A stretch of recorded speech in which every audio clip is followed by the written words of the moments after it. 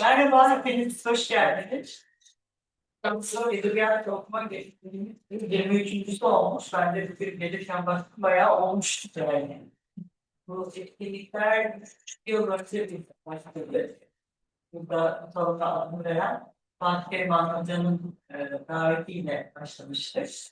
O zamandan bu zamanda devam ettiriyordu. Ben de bu toplantıları bir nevi Fatih Hoca'nın anısına aldım. Bu yıl İstanbul Edebiyat Okuma konuşma serisini Halide Edip'e ayırdık. Ve bu 7. Halide Edip konuşması oldu. Halide Edip'in arşivleriyle başladık. Daha sonra basın kurgu, biyografisi ve sonra kurgu eserlerine geçtik ve odağımız hep İstanbul oldu. Aslında çok da iyi oldu. Bence bir yazarın eserlerine bir şehir üzerinden bakmak, bir şekilde okumak.